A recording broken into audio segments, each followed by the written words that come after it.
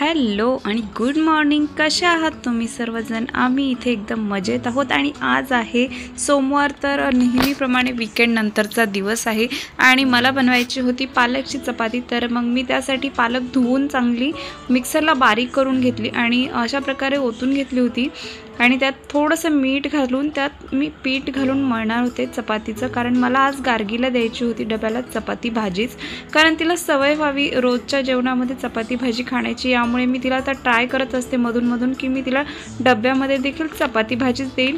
तर अशा प्रकारे मी आता मळून घेते पीठ.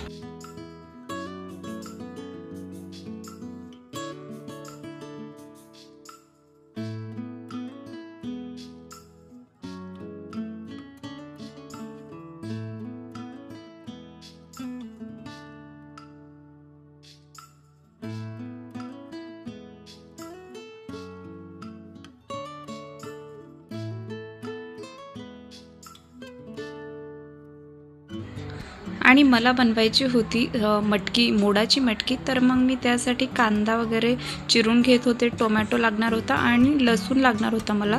तर मग मी ते काढून घेतलं, तयार करून सर्व व्यवस्थित कट करून घेतलं आणि त्यानंतर मी भाजी दिली फोडणीला.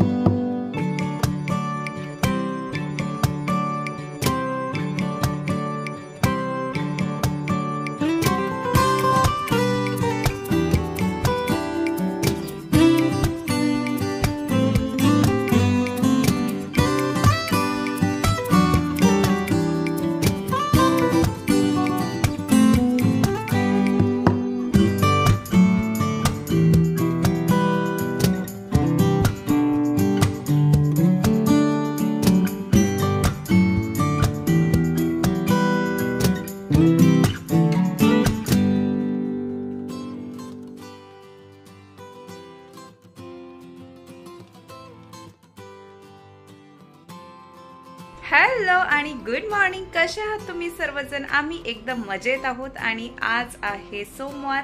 माझे मिस्टर ऑफिसला गेले आहेत. मी मॉर्निंग वॉक करून आल्यावरती आंघोळ वगैरे केली आणि मी लावलेली आहे मशीन.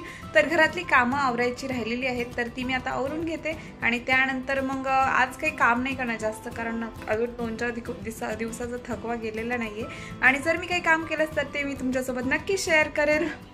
आणि काल तर एवढं छान वाटलं ना, आम्ही कॉफी डेटसाठी गेलो होतो, तर कॉफी वगैरे पिला आणि एकदम असं म्हणजे अनएक्सपेक्टेड होतं की मी जाईल म्हणून संध्याकाळी, कारण मला दिवसभर खूप त्रास झाला होता.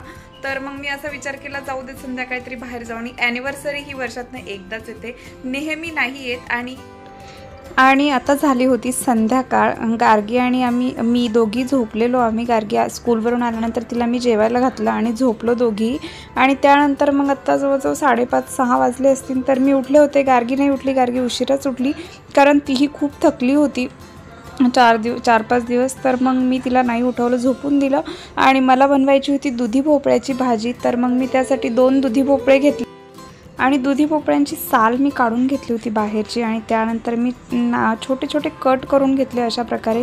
आणि दुधी भोपळा तुम्ही चिरल्यानंतर काळा पडू नये, त्यासाठी तुम्ही त्याला एक पाणी घेत जा. पाण्यामध्ये चिरलेला भोपळा तुम्ही घाला, म्हणजे तुम्हाला जोपर्यंत भाजीची तयारी होते तोपर्यंत तो भोपळा काळा पडणार नाही तुमचा.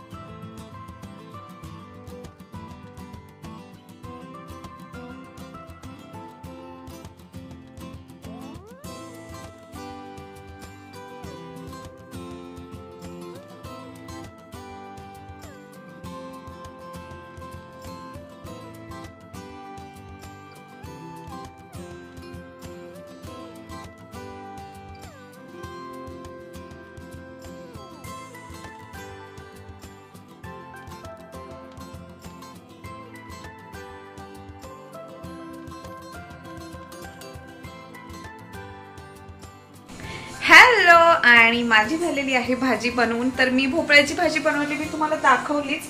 तर मी भाकरी बनवणार आहे आणि ॲक्च्युली मी भाकरी बनवताना त्यामध्ये काय टाकते हेही मी तुम्हाला सांगते. चला तर मग करूयात सुरुवात. तर ज्वारीची भाकरी बनवण्यासाठी मी इथे पाणी बॉईल केलं आहे. मला 2 भाकरी करायच्या होत्या, तर मग मी तेवढ्यापुरतंच पाणी गरम केलेलं आहे. पाण्याला उकळी आली की ते पाणी वापरणार आहे मी. आणि मी इथे भाकरीचं पीठ काढून घेतलेलं आहे, मला जेवढं भाकरी पाहिजे तेवढ्या. तर इथे आहे सोरट्याची चटणी. लहान मुलं वगैरे सोरट्याची चटणी खात नाहीत, मोठी माणसंही खात नाहीत, म्हणजे माझे मिस्टर, त्यांनाही जास्त नाही आवडत. तर मग मी काय करत असते की 2 चमचे भाकरीच्या पिठामध्ये मिक्स करत असते. मला जेव्हाही आठवण येते तेव्हा. शक्यतो मी ट्राय करत असते की मी नेहमी करेल, परंतु नेहमी लक्षात नाही राहत घाईमध्ये. परंतु मला असं वाटतं की गार्गीने देखील सोरट्याची चटणी खाल्ली पाहिजे, तर ती भाकरीमध्ये वगैरे खाते. तर मग मी अशा प्रकारे सोरट्याची चटणी मिक्स करत असते. जास्त तिखट नसते, आणि तिखट असली तरी भाकरीमध्ये समजत नाही किती तिखट आहे किंवा काय, जास्त तिखटही नसावी. आणि मग त्यामध्ये मी गरम पाणी म्हणजे मिक्स करून घेतलं आहे चांगलं, आणि अशा प्रकारे मी ते मिक्स करेल आणि झाकून ठेवेल. आणि तुम्हाला जर उकळीमध्ये म्हणजे तुम्हाला लाटून करायची असेल तर तुम्ही त्यामध्येच म्हणजे तुमचे जे पातेलं पाणी तुम्ही बॉईल केलेलं आहे त्यामध्येच पीठ घालून घ्या, आणि जरा वेळ गॅस चालूच राहून चांगलं बॉईल होईपर्यंत म्हणजे 1-2 मिनटं तरी तुम्ही त्यामध्ये मिक्स करून घ्यायला लागेल तुम्हाला. परंतु तुम्ही हाताने बनवणार होते तर मग मी अशा प्रकारेच मिक्स करून घेतलं. आणि आता हे थंड झालं का मग मी हे पुन्हा एकदम मळून घेईल, कारण गरम असेल तर हातही भाजणार आहे, तर गरम गरम नाही मळता येत. परंतु थोडंसं थंड झालं का मग मी ते मळून घेईल, आणि त्याची नॉर्मल आपण जशी भाकरी करतो तशीच भाकरी बनवेन, वेगळं काहीही करणार नाही. पण अशा प्रकारे तुम्ही मिक्स करून देत जा, म्हणजे घरातले सगळेच सोरट्याची चटणी खातील. आणि अशा प्रकारे मी तव्यावरच माझी भाकरी भाजत असते, कारण माझा हा फ्लेम आहे याच्यावर मला भाकरी भाजली माझी की मी जळते, त्यामुळे मी करपते. म्हणून मी ट्रायच नाही करत की मी अशी डायरेक्ट फ्लेमवर भाजेन, आणि त्यामुळे तव्यावर छान होते तर मग काही प्रॉब्लेम नाही आहे. परंतु वांगे वगैरे भाजताना मी डायरेक्ट फ्लेमवर भाजते. ॲक्च्युली मी खूपदा ट्राय केलं तशी भाजायचं, परंतु माझी नेहमी करपलेली आहे, त्यामुळे मग मी नाही ट्राय करत. आणि आजचं जेवण एकदम सिम्पल होतं, आणि पापड देखील भाजला होता. आणि जेवण वगैरे झालं की सर्वात महत्त्वाचं काम सर्वांचं म्हणजे भांडी. आणि मी देखील भांडी घासायला घेतली होती. तर मी आधी जी माझी भांडी होती टेबलवरती तर ती लावून घेत होते, आणि त्यानंतर मग मी सुरुवात करत असते नेहमी. आणि भांडी घासायची म्हणजे पहिल्यांदा त्यातलं जेही काही लागलेलं असतं, चिकटलेलं असतं प्लेट्सला वगैरे, पातेल्यांना वगैरे, तर ते काढून घेणं मग मी तेच पहिल्यांदा करत असते. कारण तसं केलं की तो आपला स्क्रब जो आहे तो खराब होत नाही. गार्गीचा डब्बा वगैरे सर्व भांडी तशीच होती जेवणाची, दुपारची देखील. तर मग मी सगळी एकदमच घासली, जास्त भांडी नव्हती आज त्यामुळे. आणि मी शक्यतो स्वयंपाक करता करता घासत असते, परंतु आज माझा स्वयंपाकही एवढा नव्हता, तर मग माझी भांडी काही घासली गेली होती, काही राहिली होती जेवणाचीच फक्त. आणि त्यानंतर मी माझं बेसिन पण चांगलं घासून घेतलं, आणि व्यवस्थित माझा जो टॅप म्हणजे माझा नळ आहे तो देखील घासून घेतला होता, कारण असा आठवड्यातनं एकदा वगैरे घासायला लागतो तुम्हाला स्वच्छ, तर तो अजून छान दिसतो आणि फ्रेश वाटतं. मेन म्हणजे तुम्हाला किचनमध्ये जर तुमचं सर्व वस्तू स्वच्छ असतील. आणि माझं आत्ताच मी माझं म्हणजे क्लिनिंग केलं होतं किचनचं, तर तेव्हाच मी साफ केला होता, त्यानंतर मी आत्ता पुन्हा केला. आणि बेसिंग तर तुम्हाला ऑलमोस्ट एव्हरीडे क्लीन करायला लागतं, त्यामुळे काही प्रश्नच येत नाही. तर जेव्हाही असा टॅप देखील खराब वाटतो तेव्हा तोही मी घासून घेत असते. आणि अशा प्रकारे माझी भांडी घासणं चालू होतं. त्यानंतर हा तवा मला निघत नव्हता, तर मी पुन्हा भांडी झाल्यावरती पुन्हा घासायला घेतला होता, कारण त्याला ॲक्च्युली भाकरी वगैरे केली की चिकटतं. आणि त्याच्यावर मी मटकीची भाजी देखील गरम केली होती माझी, त्यामुळे थोडासा कडक झाला होता. तर मी त्याला पाणी वगैरे लावून ठेवलं होतं, पण तरीही कडक झाला तो, आणि नंतर तो निघाला थोडासा भिजल्यानंतर.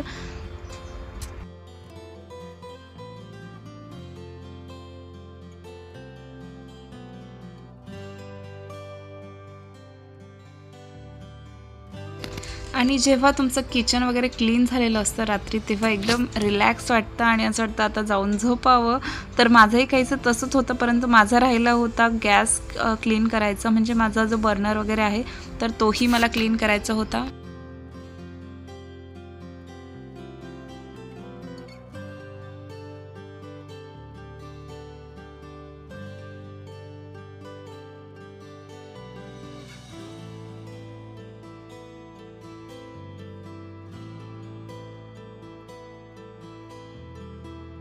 हॅलो, आणि माझं सगळं काम आवरलेलं आहे, स्वयंपाक झाला आहे, भांडी देखील घासून झालेली आहेत आणि मी आज तुम्हाला दाखवते मी गार्गीसाठी इंडियावरून येताना कोणते कोणते स्टोरी बुक्स आणले होते आणि मी इथे कोणते कोणते घेतलेले आहेत.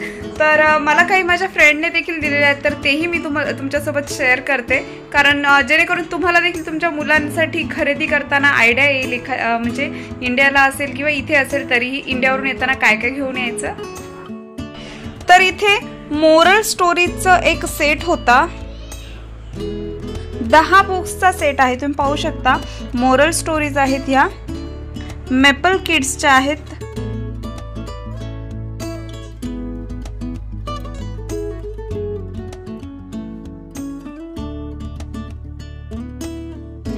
हे मोरल स्टोरीजचे 10 बुक्स आहेत. मला सेटच भेटला होता इंडियाला, तर तुम्ही देखील मोरल स्टोरीज टाकलं तर तुम्हाला देखील भेटून जाईल हा. आणि हे 6 बुक्स होते.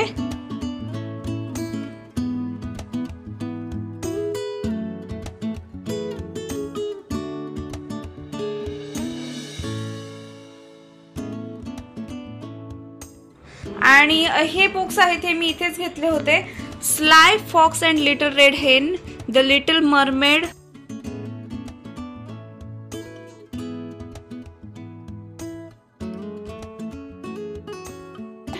आणि हे मला माझ्या फ्रेंडने दिले होते, तिचा मुलगा मोठा झाला म्हणून. तर हेही तुम्हाला भेटून जाईल. ब्राईट स्पार्क्सचे आहेत हे. That's my lunch, hide and seek, mosquito bites, in my bag, the truck driver. आणि हे देखील मला इथेच भेटलेलं होतं. खूप जुनं आहे, म्हणजे 1-2 वर्षापूर्वी मी घेतलं होतं. Aladdin and the magic lamp. तर अशा प्रकारचे हे गार्गीचे बुक्स आहेत. ती एव्हरीडे स्टडी करत असते, रीड करत असते एव्हरीडे.